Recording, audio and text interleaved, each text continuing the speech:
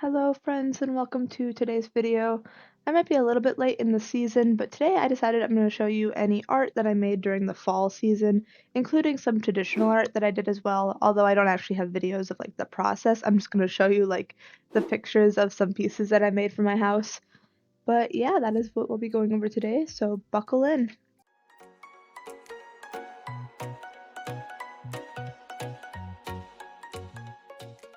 So to begin with, I made two pretty quick, pretty simple doodles. This first one is just of a cat on a stack of pillows and a pumpkin. It was kind of like a little background for me to use throughout the season, which was kind of nice to help me get into like the mindset. I think it turned out very cute, very simple. And then this next one is just another little doodle. This one is of a witch, and she has a hat, obviously, as a witch, and a little cat that's right on top of her head. This one was also pretty enjoyable to make, and I found it pretty cute. Okay, so this next drawing is definitely a step up from the last two doodles that you did, because this one I wouldn't classify as a doodle. I would classify this one as like an actual full-on drawing, and I actually use this one as one of my monitor backgrounds because I really like how it turned out. So for this one, I was going for like a Halloween fall Miku design, which I've drawn Miku before on this channel. But if you don't know, Hatsune Miku is a Vocaloid, and a lot of people, including myself, really like her and really like her design specifically because she has like this bright blue hair. And so I like to draw her every once in a while, so I decided to draw like a Halloween version of her because there's already like existing Halloween costumes and like outfits out there for her. So I just looked up a few pictures and then decided to draw my own drawing of her with this Halloween costume that I kept seeing pop up. And as you can see, it's already kind of starting to come together. In my opinion, this is my best drawing I've done of Miku.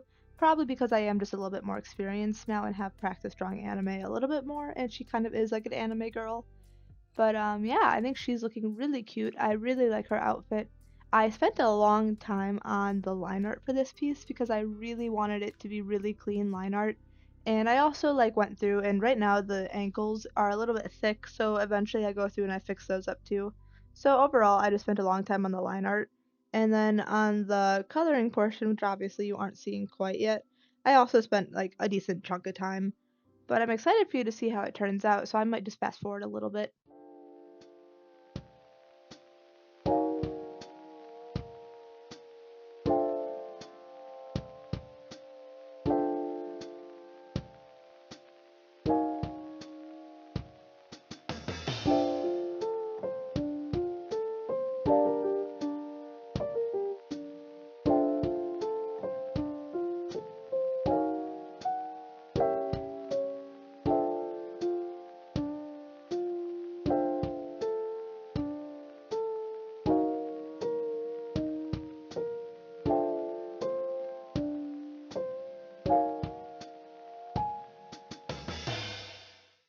Alrighty, so now we're going to begin the coloring portion of this drawing.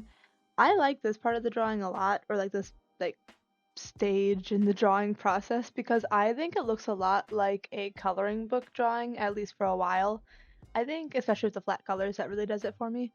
But I think I've mentioned this before, although I'm not sure if I have, but I think it would be so cool to make a coloring book someday, especially now that AI art is kind of dominating the coloring book industry.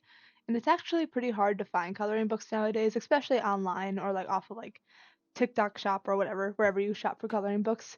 It's hard to find ones that aren't made by AI art, which is very frustrating as I haven't really talked about AI or AI art, especially on this channel, but I really am not a fan personally.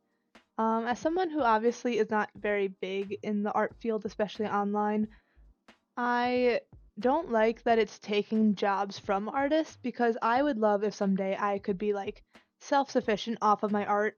Obviously, right now I'm not at that point, but I do kind of have that as like a background dream that is just like in the works constantly a little bit with just me trying to get my art somewhere. So it's very frustrating, and like I'm sure a lot of artists feel this way, that there are people out there that like just get free art instead of making their own by just having like a computer generate it, because I don't even think a lot of AI art looks that good. Obviously it's come a long way, but it is a little bit unfortunate in my opinion. But yeah, I think it'd be really cool to make my own coloring book someday, especially to combat those like AI coloring books that are out there. But I'm not quite at the point just yet because I'm still very slow at making art. So maybe someday I'll get to it, and if you'd be interested in that, please do let me know. And sorry if you weren't really expecting like an art rant in this video. I feel like I don't normally do that too much. But yeah, I do have some feelings about AI art, so I just thought I'd put that out there so that anybody else that could relate could kind of like know where I stand on that topic. But now, if we return our attention to the drawing, you can see that I am getting a little bit towards the end, kind of starting to wrap it up a little bit. I am starting to go in on the hair, and for this drawing, I used a new technique for the hair. I have always seen like in Procreate that there's all these different brushes obviously that artists use, but there's also a lot of really good hair brushes that like mimic what hair looks like. And I've always kind of struggled to use those, so I just decided to not to overall.